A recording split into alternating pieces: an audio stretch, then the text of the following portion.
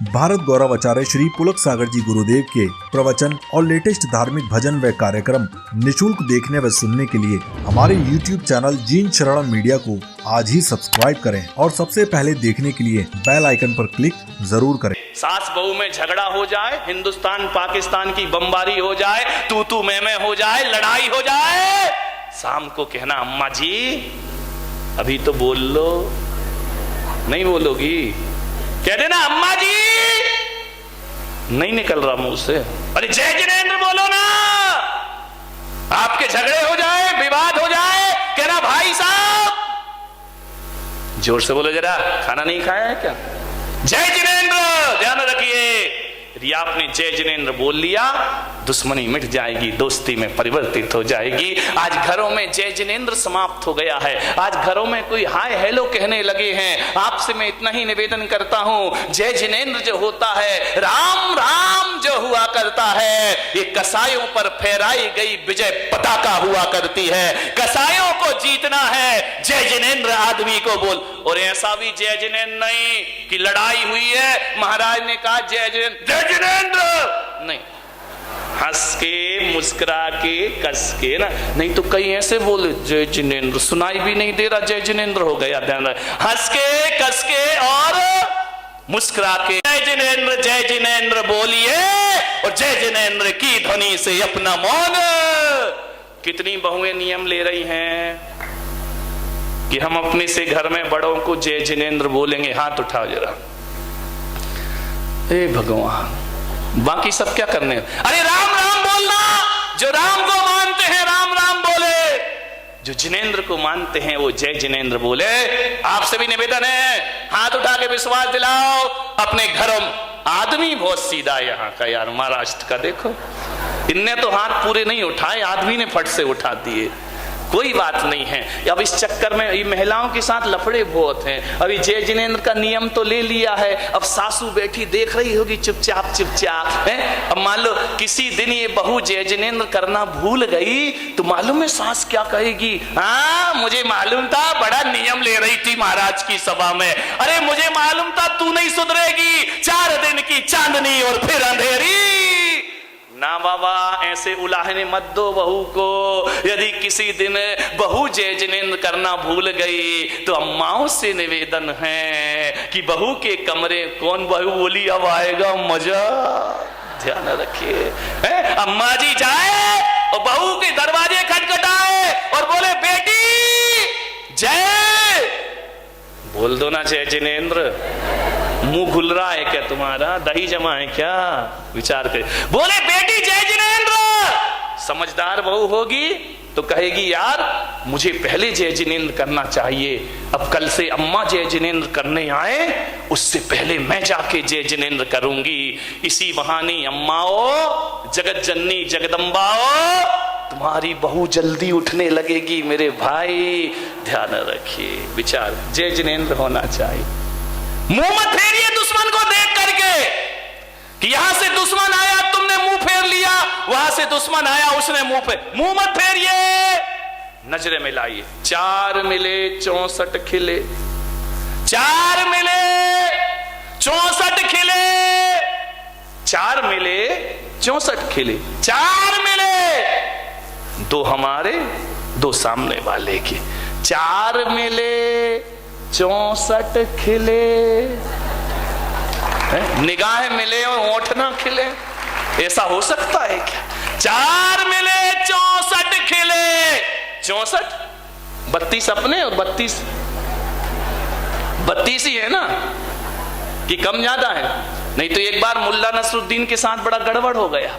मुल्ला नसरुद्दीन और खट्टर काका में लड़ाई हो गई। मुल्ला खट्टर काका ने कहा, ए मुल्ला, एक दूंगा तो तेरे 32 दांत तोड़ दूंगा। मुल्ला ने कहा, है क्या समझ रखा है, एक दूंगा तो 64 तोड़ दूंगा। अरे खट्टर काका ने कहा, रामलाल सामने खड़ा हुआ था। रामलाल ने कहा, क्यों रे मुल्ला, 64 दांत होते भी हैं जो तू तोड़ लेगा? बोले मुझे मालूम था तू बीच में जरूर बोलेगा, इसलिए 32 तेरे भी जोड़ लिए। ध्यान रखना, तू बीच में जरूर बोलेगा, मुझे पता था। ध्यान रखिए, मान्य। 4 मिले 64 खिले, 20 खड़े कर जोर, 10 तुम्हारे 10 सामने वाले के। 4 मिले 64 खिले 20 खड़े कर जोर, और जय जिनेंद्र वह चीज है हर से रोम करोड़, हर से रोम करोड़। जिनकी सासू यहां नहीं हो वो आज अपने घर जाना, वो है ना तुम्हारे पास मोबाइल है ना, जैसे ही फोन लगाना अम्मा जी कहेगी हाँ बहू हेलो, अम्मा जी से कहना अम्मा जी हाय हेलो छोड़िए और जय जिनेंद्र बोलिए। जय जिनेंद्र का पाठ पढ़िए, जिंदगी में मुस्कुरा के पढ़िए, जीवन में आनंद बरसेगा। छोटी सी बात है लेकिन बहुत बड़ी बात है। 4 मिले 64 खिले 20 खड़े कर जोर, और जय जिनेंद्र वह चीज है हर। मैंने सोचा यार जब कोई आदमी किसी को राम राम करता है तो सामने वाला भी राम राम बोलता है, तो मैंने कहा ये 2 बार राम राम क्यों बोलते हैं? एक बार भी तो बोल सकते भैया राम, वो भी बोल दे राम, लेकिन इधर से भी कहा जाता है राम राम, उधर से भी कहा जाता है राम राम। तो मैंने कहा ऐसा 2 बार क्यों बोला जाता है राम राम, उत्तर आता है राम राम। फिर मैंने सोचा जरूर इसमें कोई कारण होगा, 2 बार ही राम राम बोलना चाहिए। इसलिए बोलना चाहिए कि जे 2 बार यदि राम राम बोला जाता है तो सामने वाला भी राम राम कहता है। इसका मतलब इतना है जो बोल रहा है उसमें भी राम समाये हैं, और जिससे बोला जा रहा है उसमें भी राम समाये हैं। तो राम से राम का मिलन राम राम होता है, और जिनेंद्र से जिनेंद्र का मिलन जय जिनेंद्र हुआ करता है। ध्यान रखिए, तुम्हारे भीतर भी राम है, मेरे भी, मुझ में राम तुझ में राम सब में राम समाया है। कर लो सभी से प्यार यहां पर कोई नहीं पराया है। ध्यान रखिए, सब किस लिए राम ही राम बसे हुए हैं। मान्यवर कबीर थे, बहुत बड़े संत, उनके जीवन में बड़ा आनंद था। पति पत्नी साथ रहते थे, लेकिन कबीर के घर में कभी झगड़े नहीं हुआ करते थे। पड़ोस वाले हैरान हो गए, ऐसा तो कोई घर नहीं होगा जहां पति पत्नी झगड़ा नहीं करें। लड़ाई तो होती होगी बिना सिर पैर की, लेकिन लड़ाई तो होगी ना। पति पत्नी का झगड़ा कोई सीरियस झगड़ा थोड़ी होता है। एक बार क्या हुआ, पति पत्नी में झगड़ा हो गया, दोनों तलाक लेने पहुंच गए मजिस्ट्रेट के पास। मजिस्ट्रेट ने कहा भाई पति पत्नी एक बार और सोच लो, ये झगड़ा मत करो, एक हो जाओ दोनों। बोले नहीं नहीं अब तो तलाक होगी, चाहे कुछ भी हो जाए, अब हम साथ नहीं रहेंगे। अरे तो मजिस्ट्रेट ने कहा थोड़ा और सोच लो, तलाक मत लो। बोले नहीं तलाक दीजिए, मैं इस आदमी के साथ एक पल भी नहीं रह सकती हूं। तो मजिस्ट्रेट ने कहा फिर ऐसा करो, तुम्हारी संपदा का आधा आधा बंटवारा कर लेते हैं, आधा पत्नी को दे दो, आधा तुम ले लो। बोले ठीक है बांट दो। सारी संपदा बट गई, लड़का एक ही था। बोले इसको कैसे बांटे, आधा आधा कैसे करे कि आधा लड़का तू ले ले, आधा लड़का तू ले ले। पति ने पत्नी को देखा, पत्नी ने पति को देखा। बोले यार ये तो बड़ी समस्या खड़ी हो गई कि लड़का एक है, बंटवारा बराबर से नहीं होगा। पत्नी ने पति का हाथ पकड़ा, बोले चल घर। बोले क्यों? बोले अगले साल आएंगे। ऐसा तो पति पत्नी का झगड़ा है। अब 1 साल और निभाएंगे, एक और हो जाने तो बराबर का बंटवारा होना चाहिए। तो पति पत्नी के झगड़ों में ज्यादा सीरियस मत होना, ये तो लड़ते भी हैं और मिलते भी हैं, चलते रहता है इनका। विचार करिए आप, ऐसा कोई घर नहीं है जिस घर में पति पत्नी में झगड़े ना हो। सब जगह झगड़े होते हैं, कबीर के घर में ऐसा नहीं था। बरसों से कबीर अपनी पत्नी के साथ रहता था, लेकिन कबीर ने कभी झगड़ा नहीं किया, पत्नी ने कभी झगड़ा नहीं किया। एक जिज्ञासु ने पूछा कि ऐसा कोई है इस धरती पर जिसके घर में झगड़े ना हो? तो कहा कबीर का घर ऐसा है जहां पति पत्नी कभी नहीं लड़ा करते हैं। जिज्ञासु ने कहा मैं चल के देखता हूं। जैसे ही पहुंचे कबीर के झोपड़े में, कबीर रुई धुनक रहे थे। कबीर से जुलाहा रुई धुनक रहे हैं। जाके जिज्ञासु ने पूछा कि कबीर जी, हमने सुना है कि आप पति पत्नी में कभी झगड़े नहीं होते, कबीर ने कहा यार लड़ने की क्या बात है, मुझ में राम तुझ में राम सब में राम समाया है, कर लो सभी से प्यार यहां पे कोई नहीं पराया है, सब में तो राम है, लड़ना क्यों? बोली नहीं कबीर, कारण बताओ कि तुम दोनों में झगड़े क्यों नहीं होते?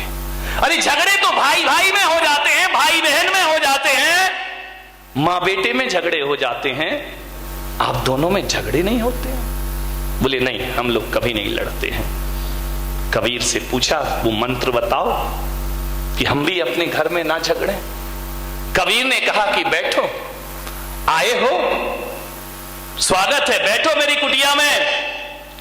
कबीर ने अपनी पत्नी को आदेश किया कि अरे भाग्यवान सुनती है। दोपहर के 12 बज रहे थे। कबीर ने कहा लालटेन जला के ला। पत्नी आई, लालटेन जलाई और रख दी। जिज्ञासु ने कहा पागल है क्या ये, इसीलिए झगड़े नहीं होते? लगता है कबीर तो पागल है ही, ये पत्नी महा पागल है। दोपहर को 12 बजे आंगन में, खुले आंगन में इतनी धूप में लालटेन मंगा रहा है और पत्नी ने लालटेन लाके रख दी। उसने पूछा भी नहीं कि लालटेन का क्या करोगे, लाई और लालटेन रख के पत्नी चुपचाप चली गई। कबीर ने कहा उत्तर मिल गया। अरे उत्तर, पागल लग रहे हो दोनों, पागल। कबीर ने कहा पागल ही समझो। कबीर ने कहा ठहर, अभी उत्तर नहीं मिला तुझे। पत्नी को कहा कि अरे भाग्यवान 2 गिलास दूध लेकर आ। पत्नी गई, दूध के 2 गिलास लाई, एक कबीर के सामने रखा, एक जिज्ञासु के सामने रखा। कबीर ने दूध का गिलास उठाया, गटागट दूध पी गए और आनंद के साथ पी गए। जिज्ञासु को कहा कि तुम भी पियो। जिज्ञासु ने जैसे ही मुंह में लिया, दूध थूक दिया उसने। बोले ये दूध है क्या? ये पागलों का घर है, पागलों का। कबीर ने कहा उत्तर मिल गया। बोले ये क्या उत्तर है, ये तेरी पत्नी पागल है क्या? बोले क्यों? बोले दूध में नमक डाल के लाई है, शक्कर डालना चाहिए, चीनी डालना चाहिए, नमक डाल के लाई है। कबीर ने कहा उत्तर मिल गया। अरे बोले ये कोई उत्तर है क्या? कबीर ने कहा तो सुन, जाते जाते उत्तर सुन के जा। हम दोनों पति पत्नी के बीच में प्रेम है, ध्यान रखना। हम दोनों पति पत्नी के बीच में समर्पण है, हमारे बीच में तर्क नहीं है।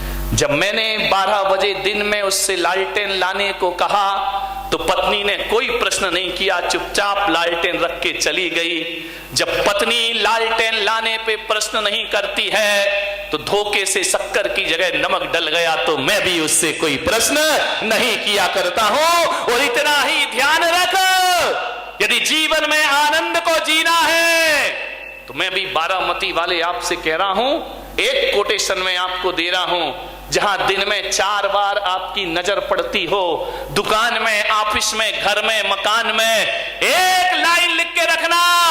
जहां दिन में 1000 बार देखते हो, वहां लिख के रखना, जहां समर्पण है वहां स्वर्ग है, और जहां तर्क है वहां नरक है। ध्यान रखिए, जहां समर्पण है वहां स्वर्ग है, और जहां तर्क है वहां समर्पण से बड़ा सुख जीवन में कुछ नहीं हुआ करता है। जीवन में आनंद को बटोरना है, समर्पण होना चाहिए।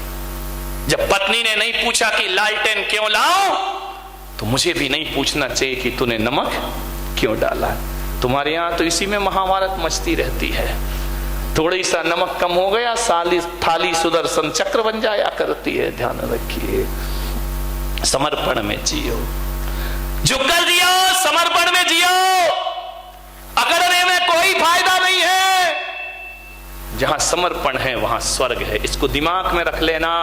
जब भी लड़ाई के वातावरण मिले, जब भी लड़ने झगड़ने की स्थिति पैदा हो, तो मेरी ये बात याद रखना, उसी समय आपको क्लिक कर जाए कि जहां समर्पण है वहां स्वर्ग है, और जहां तर्क है वहां नरक है। तर्क मत करिए ज्यादा, समर्पण में जी। एक गांव के गमारिया बाबा था।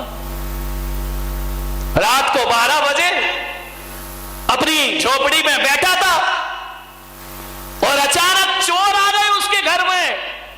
अब जैसे ही चोर आए तो गमारिया बाबा ने कहा, कौन हो रे तुम? बोले हम चोर हैं। तो चोरों ने पूछा, बाबा तुम कौन हो? बोले हम भी चोर हैं। अरे बोले चोर चोर मौसे रे भाई। बोले तू भी चोर और हम भी चोर। बोले उन चारों चोरों ने कहा कि बाबा अब तो अपनी खूब जमेगी। अरे बोले बहुत जमेगी, तू भी चोर और मैं भी चोर। तो बोले क्या करें? बोले बाबा अब थोड़ी सी सहायता करो। बोले क्या सहायता करें? बोले मेरे साथ वृंदावन में चोरी करने के लिए चलिए। बाबा गमारिया बाबा ने कहा, चलो यार आज चोरी करते, मजा आ गया जिंदगी का। चारों चोरों को लेकर गमारिया बाबा वृंदावन पहुंचा। एक गोपी के घर में घुस गए। जैसे ही घुसे सामान इकट्ठा किया, बांधा, पूरे आभूषण कपड़े बांध बूंद के तैयार। जैसे ही तीली जलाई, माचिस जलाई, एक ढोलक रखी हुई थी। गमारिया बाबा ने ढोलक उठाई और ढोलक बजाना शुरू कर दी जोर जोर से। अरे चोरों ने कहा, तेरा सत्यानाश हो, मरवाएगा क्या तू? ढोलक काय को बजा रिया है? चोरी कर रहे, जरा सीरियस रहे, गंभीर रहे। अरे वो तो अपना बजा रहा है, मैया मोरी मैं नहीं माखन। अरे इसने कहा, यार ये मरवाएगा ये गमारिया बाबा। ये जोर जोर से ढोलक बजा रहा, नाच रहा है गमारिया बाबा जोर जोर से। आज मिल गया, आज मिल गया। अरे गांव के लोग उठ गए। 12 बजे रात को इतनी जोर से ढोलक बज रही है। चारों चोर भागे पोटली लेकर के। गांव वालों ने पकड़ा, इतना मारा चोरों को, इतना मारा कि चोरों की कमर टूट गई। लोग अंदर आए कि ढोलक कौन बजा रहा है।